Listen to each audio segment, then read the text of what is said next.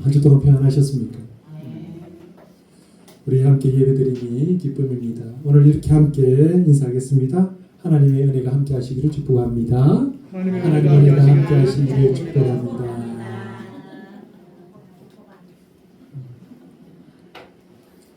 올해 이제 정말 몇 주 안 남았습니다.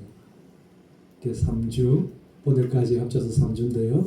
3주가 지나면 올해는 또 이렇게 흘러가게 됩니다. 여러분 어떻게 보내셨습니까? 어떻게 보내고 계십니까? 잘 보내고 계십니까? 예. 12월은 무척 빠르게 흘러가는 것 같습니다. 왠지 모르게 많은 것들을 할 것 같은, 해야 될 것 같은 그런 생각이 듭니다.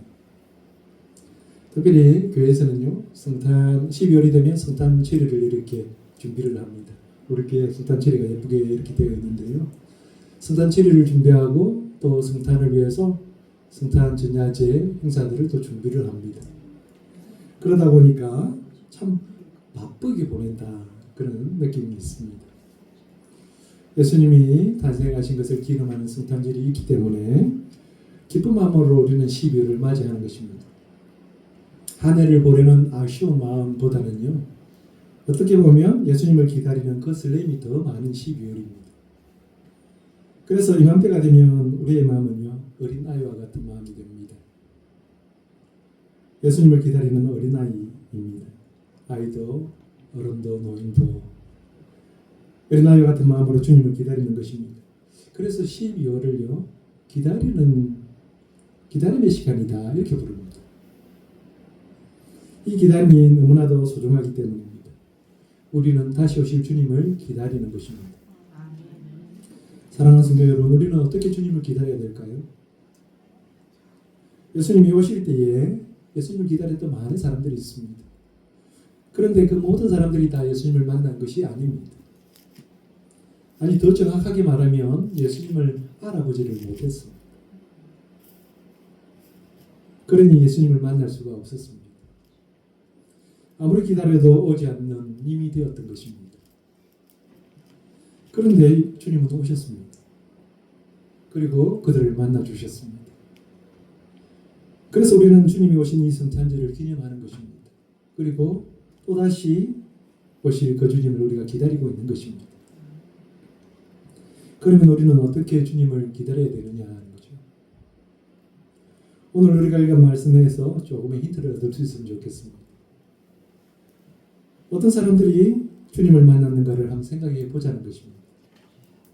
특별히 주님을 기다리면서 주님의 오심을 전했던 한 사람을 우리가 보면서 그 사람이 전하는 그 말씀 속에서 우리는 어떻게 주님을 기다려야 하는지를 배우게 되는 것입니다.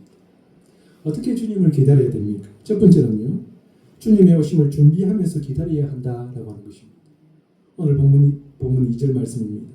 선지자 이사야의 글에 보라, 내가 네 사자를 내 앞에 보내노니 그가 내 길을 준비하리라 그랬습니다. 성경은 주님의 오심을 전하면서 예수 그리스도의 복음의 시작이 이 준비로부터 시작되었다 그렇게 이야기합니다. 주님이 오셨을 때에도 준비된 자들이 주님을 만났다라고 하는 것입니다. 무슨 일이든지요, 준비하는 것은 참 중요합니다. 옛말에 그런 말이 있습니다. 양병 10년, 용병 1일이라는 말이 있습니다. 어렵죠? 병사를 키우는데 10년이 걸리는데 그 병사를 사용하는 데는 하루밖에 걸리지 않는다. 그런 말입니다.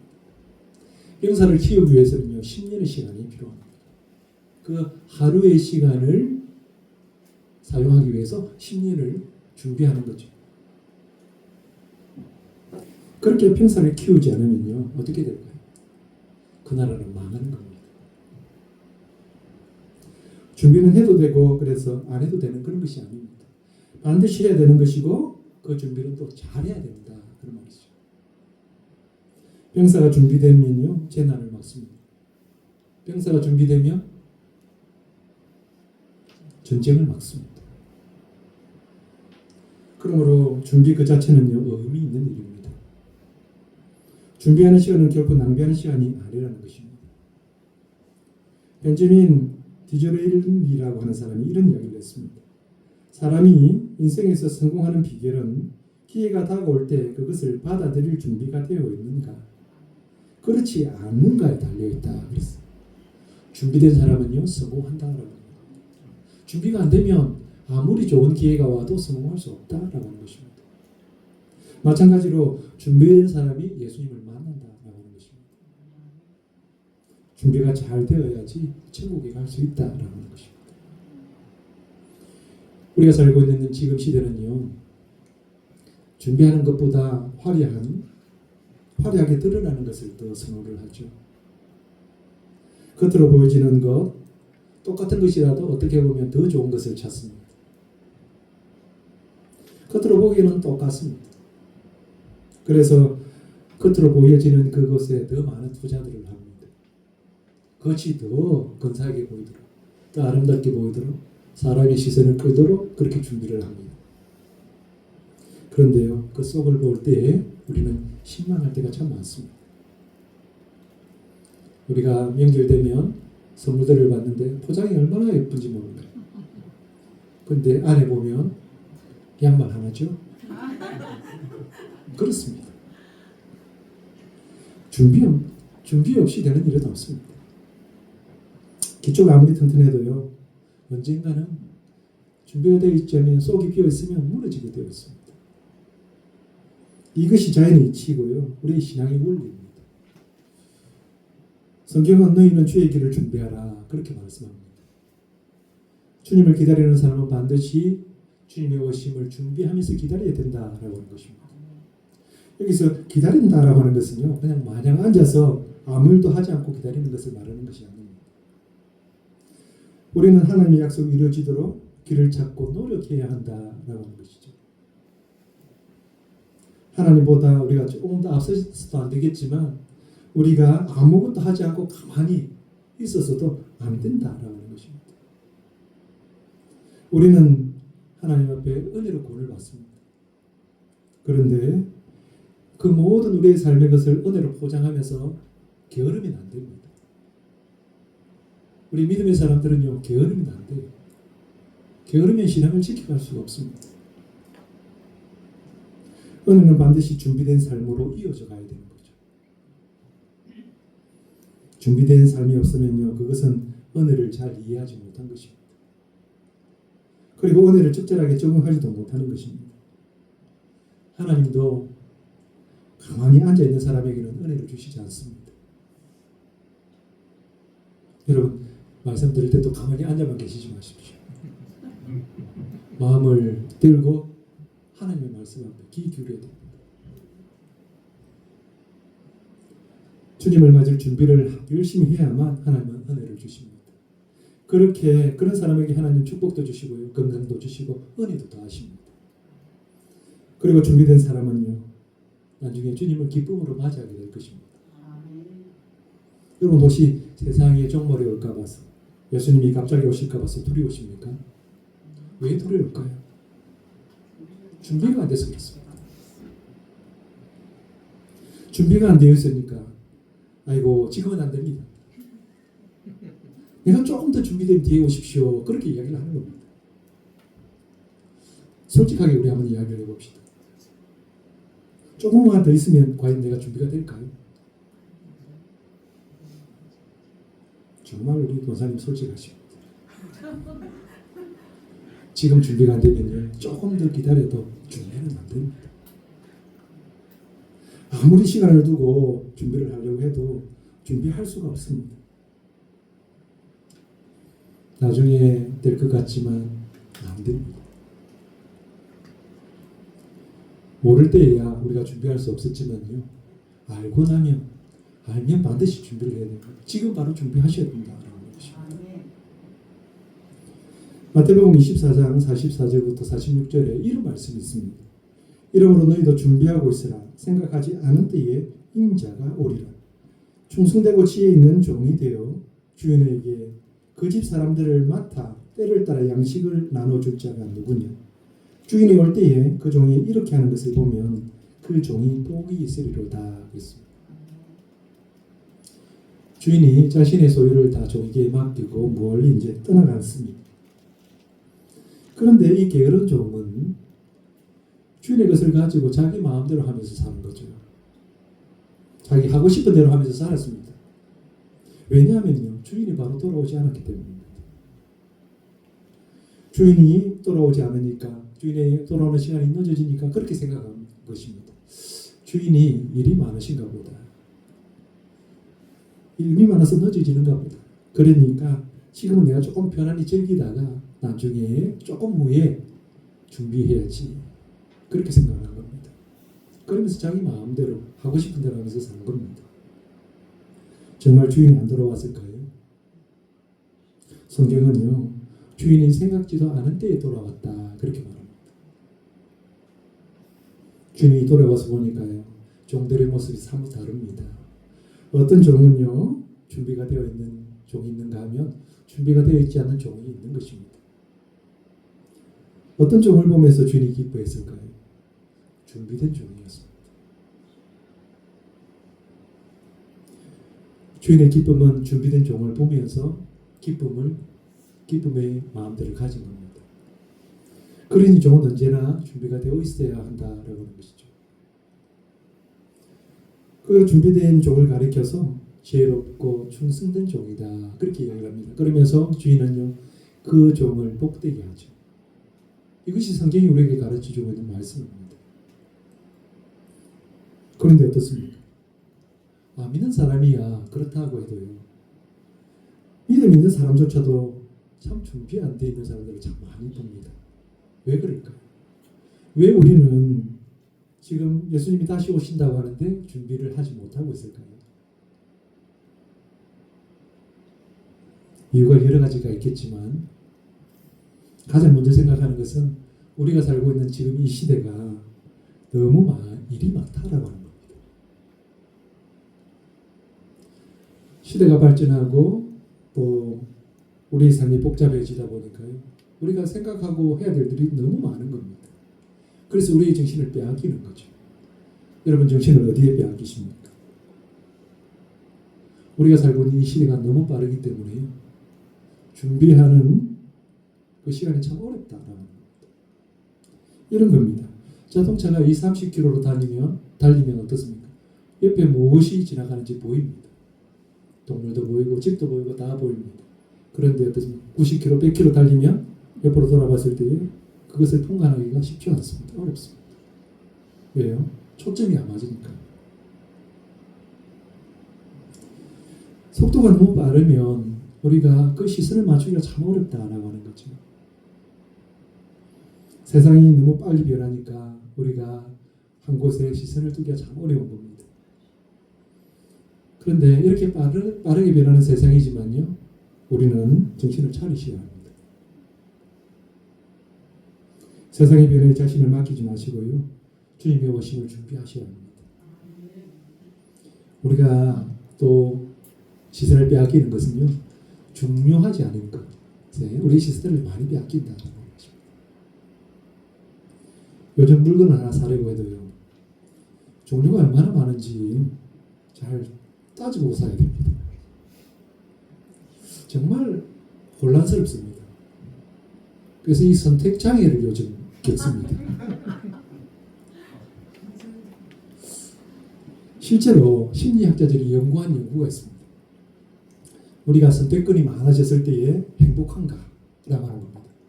우리가 여러 개를 두고 선택할 때 행복하냐라고 하는 거죠. 그래서 100개 중에서 하나를 선택하는 것과 2개 중에서 하나를 선택하는 것을 두고 누가 더 행복한가? 이렇게 연구를 했습니다. 누가 더 행복할까요? 2개 중에 하나. 그렇습니다. 여러분 똑똑하시네요. 2개 중에 하나를 선택하는 사람이 행복하더라는 겁니다. 우리 시대가 너무 복잡했어요. 선택권이 너무 많으니까 좋은 것 같지만 결코 좋은 게 아닙니다. 이것은요, 더 복잡해진 것밖에 없습니다.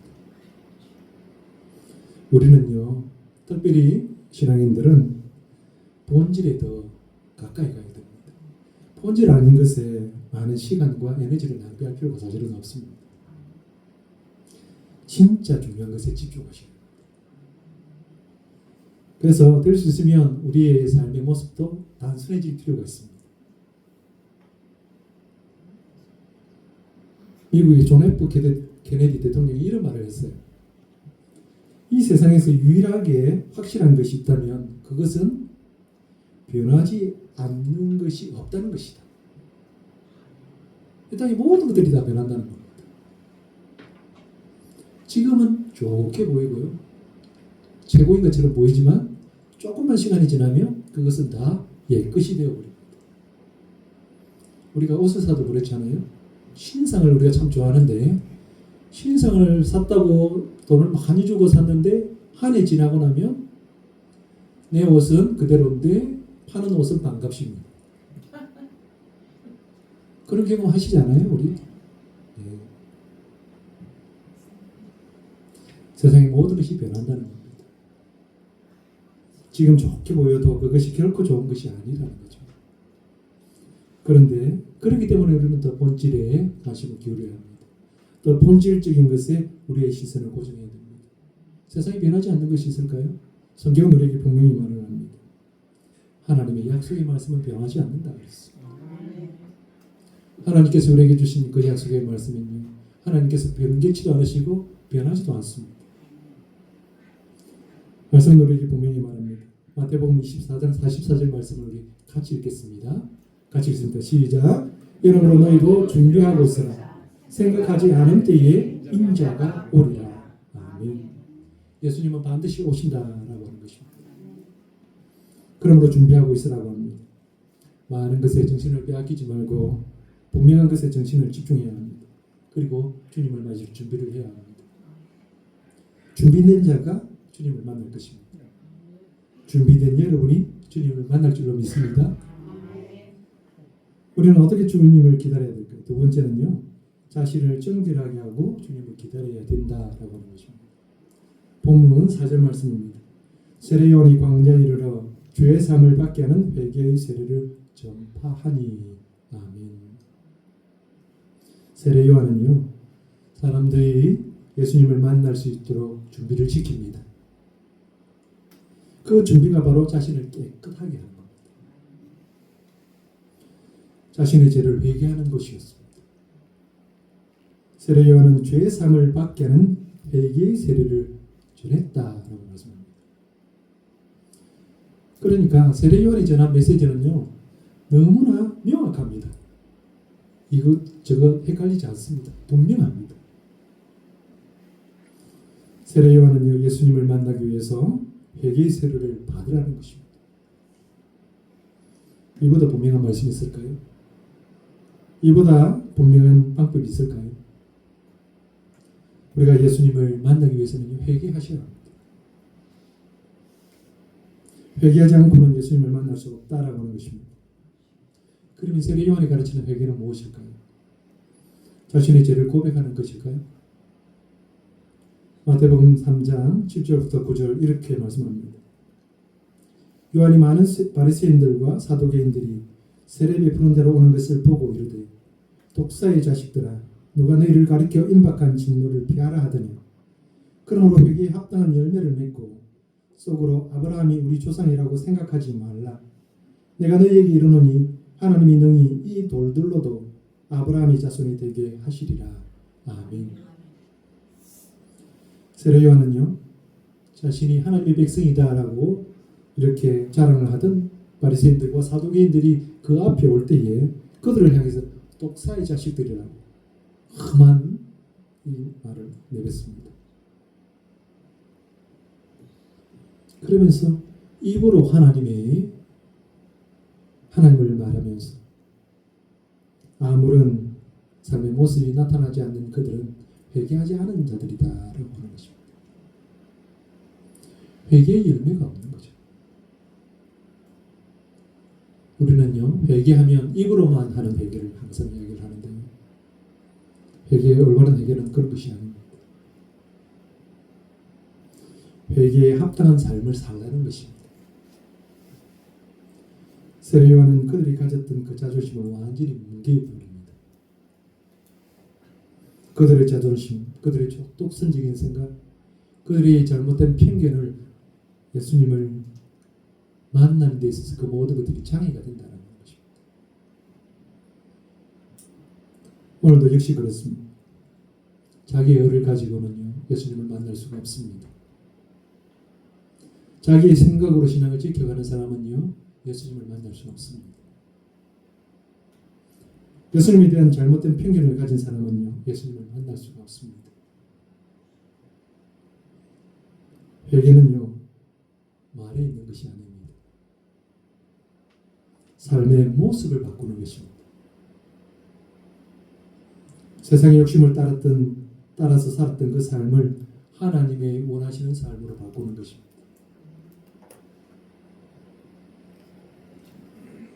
바리새인들과 사두개인들이 책망 듣는 것을 보면서요 많은 백성들이 놀라워했습니다. 사두개인들, 바리새인들 하면 종교적으로 그들은 대단히 존경을 받는 사람들입니다. 선한 사람들입니다. 그들을 향해서 세례요한이 똑사의 자식들이라고 이야기를 하니까 그러면 내같이 못난 사람은 어떻게 세례를 받을 수 있을까? 세례조차도 받지 못하지 않을까? 그렇게 걱정하면서 묻습니다. 우리는 무엇을 해야 됩니까? 그렇게 물었습니다. 그때 세례요한이 이렇게 대답을 합니다. 누가복음 3장 10절부터 14절 말씀입니다. 무리가 물어 이르되 그러면 우리가 무엇을 하리까?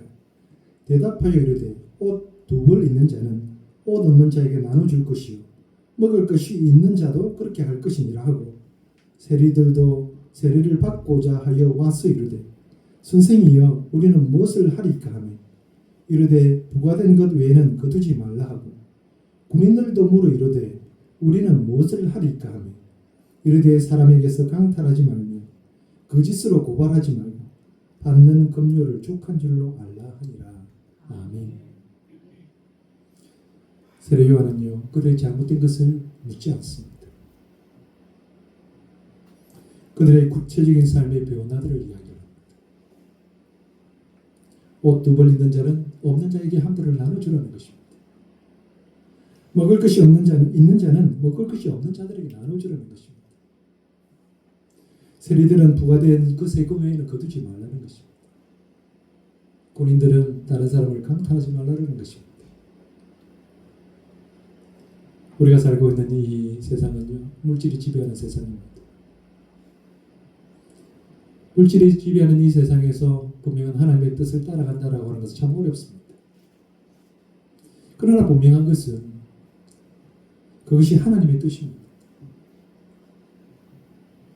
하나님이 우리에게 요구하시는 삶이라는 것입니다. 이것을 실천하는 것이 바로 회개하는 삶입니다. 어떤 사람들이 그렇게 말합니다. 예수님께서 다시 오신다고 하는데 왜 아직 안 오시느냐는 것입니다. 벌써 2000년이나 지났는데 지금까지 안 왔으니까 안 온다는 겁니다. 정말 그럴까요? 2000년이 지나도 안 왔으니까 정말 예수님이 안 오실까요? 성경은 우리에게 이렇게 말합니다. 베드로후서 3장 9절입니다.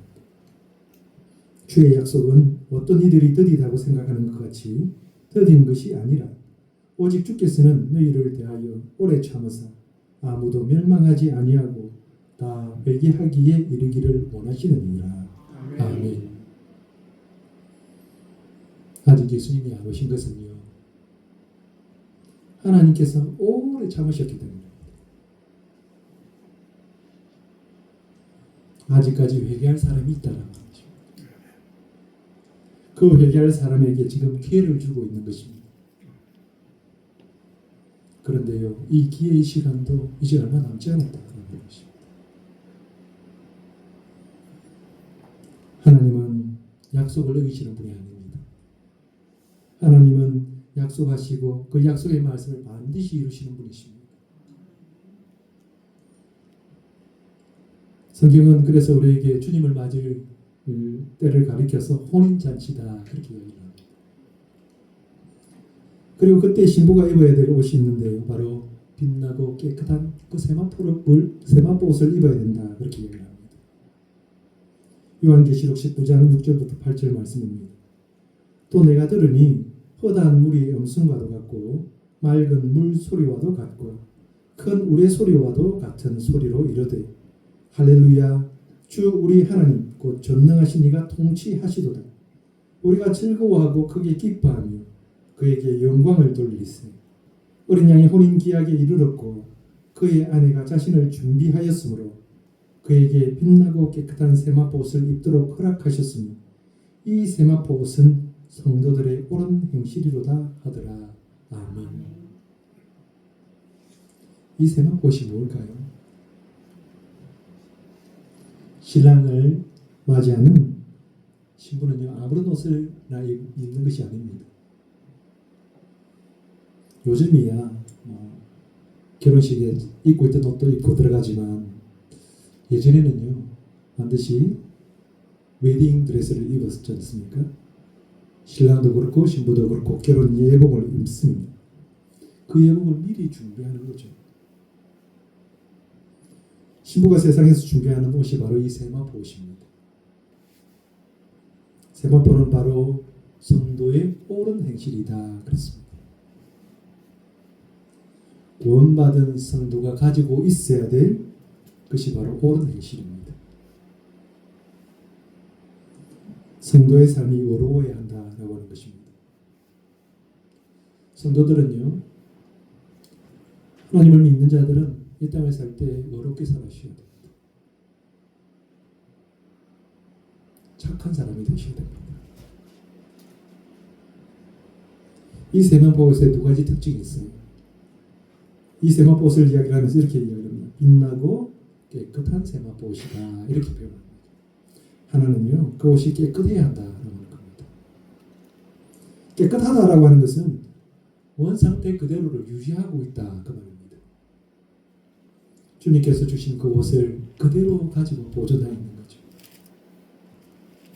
베드로전서 1장 15절 16절입니다. 오직 너희를 부르신 거룩한 이처럼 너희도 모든 행실에 거룩한 자가 되라. 기록되었으되 내가 거룩하니 너희도 거룩할지어다 하셨느니라. 아멘. 주님은 거룩하신 분이십니다. 이분이 신부에게 요구하는 것이 있습니다. 그것이 바로 거룩함이다. 이 거룩함이 바로 신부의 예복이 되는 것입니다. 또 하나는요, 이 세마포 옷은 빛나는 세마포 옷이다 그랬습니다. 빛난다라고 하는 것은 그리스도의 신부인 교회가 회개의 열매를 통해서 그 빛이 밖으로 이렇게 나타나는 거죠. 무슨 말씀인지 이해가 되십니까? 밖으로 보여지는 겁니다. 밝게 빛나는 삶을 이야기하는 것입니다. 회개의 삶을 살아가는 그 모습이 마치 해와 같이 빛난다라고 하는 것입니다. 이사야 60장 1절입니다. 일어나라 빛을 발하라. 이는 내 빛이 이르렀고 여호와의 영광이 내 위에 임하였음이니라 그랬습니다. 거룩한 교회는요, 거룩한 교회는 열매는 실제로 회개의 열매입니다. 그 회개의 열매로서 혼인 예복을 준비하는 거죠. 이것이 주님이 우리에게 주신 예복을 정결하게 관리하는 것입니다. 우리가 주님을 만나려면요, 주님이 주신 이 옷을 잘 관리해야 합니다. 우리가 지금 있는 이 몸으로 이 옷으로 주님을 만나는 것이 아닙니다. 주님께서 주시는 그 세마포 옷을 갈아입고 혼인 예식에 참여하게 될 것입니다. 그리고 그 옷은요, 우리가 천국에서 영원히 입고 있는 옷이 될 것입니다. 프랑스 여느 마을에 있는 낡은 교회에 그 마당에 두 손을 활짝 펴고 있는 예수 그리스도의 상이 있었습니다. 대리석으로 만든 상이었는데 2차 세계대전이 일어나면서 어느 날 폭탄이 거기에 떨어졌어요. 그래서 이 예수님의 상이 산산조각이 나버렸어요. 전쟁이 끝나고 독일군이 물러가자 교회 마을 사람들이 그 조각상을 이렇게 다시 조각들을 찾았습니다. 조각들을 찾아갖고 붙여서 예수님의 상을 다시 만들려고 한 거죠. 왜 그랬냐면 그것은 유명한 조각가가 이렇게 만든 조각상도 아니었습니다. 그런데 그 조각상은 마을 사람들이 너무나 좋아한 거예요. 그래서 몹시 아꼈던 그 조각상이었어요. 그래서 조각들을 이렇게 하나하나 주어서 이렇게 다시 붙였습니다. 그렇게 붙였더니 몸이 참 예전처럼은 아니어도 그래도 아름답게 이렇게 만들어졌습니다. 그런데 한 가지 문제가 있었습니다. 조각상에 양손이 없는 겁니다. 손을 발견할 수가 없었어요. 그래서 누군가가 그렇게 이야기합니다. 손이 없는 그리스도는 그리스도라고 할 수 없다. 그렇게 한탄을 했습니다. 그래서 마을 사람들은 의논을 합니다. 상처투성이인 몸이지만 그래도 괜찮고, 그런데 손이 없어서야 어떻게 주님이라고 할 수 있겠느냐. 그러면서 새로 조각상을 만들어야 된다. 그렇게 결론을 내렸어요. 그러자 어떤 한 사람이 제안을 했습니다. 그런데 이 제안을 모든 사람들이 다 받아들였습니다. 어떤 제안이 있냐면요. 그 조각상을 그대로 두고 그 조각상 밑에 받침에다가 이렇게 쓰자는 것입니다. 나에겐 손이 없지만 당신들에게는 손이 있도다. 이렇게 쓰자는 거예요. 모든 사람들이 그렇게 이제 받아들이고 그 밑에다가 그렇게 썼습니다. 수년이 지나고 어떤 사람이 그 노새판을 보면서 그 밑에다가 다음과 같은 짧은 시를 더 붙여놓았습니다. 내겐 손이 없으나 오늘 내 일을 행할 너희의 손이 있도다. 내겐 발이 없으나 사람들을 옳은 길로 인도할 너희의 발이 있도다. 내겐 입이 없으나 사람들에게 내가 어떻게 죽었는지 말해줄 수 있는 너희의 입이 있도다. 내겐 아무런 도움이 없으나 사람들을 하나님 편으로 이끌 수 있도록 돕는 너희의 도움이 있도다. 이런 시를 밑에다 적어놨습니다. 세상은요, 우리의 손을 필요로 합니다. 우리의 손이 그리스도의 손이 되어야 됩니다. 우리의 발이 그리스도의 발이 되어야 됩니다. 우리의 입이 그리스도의 발이 되어야 됩니다. 그렇게 우리가 살아갈 때에 우리는 아름다운 신부로 단장되어질 것입니다. 주님을 기다리는 여러분이 그렇게 되기를 축복합니다. 기독교는요, 생명의 종교입니다. 교회 다니는 사람이 아니라 영원한 생명을 얻는 자가 되어야 됩니다. 기독교적인 사람이 아니라 기독교인이 되어야 됩니다. 기독교인은 예수님을 인격적으로 만난 사람입니다. 예수님을 구주로 고백한 사람입니다. 그리고 예수님을 인생의 주인으로 모신 사람입니다. 그리고 다시 오실 예수님을 기다리는 사람입니다. 그렇게 주님을 기다리는 사람은요, 주님이 다시 오실 것을 믿고 준비하면서 사셔야 됩니다. 우리의 행실을 거룩하고 정결하게 하면서 기다리셔야 됩니다. 주님이 오실 때까지 기쁨으로 주를 맞이하는 귀한 성도들이 다 되시기를 주님의 이름으로 축복합니다.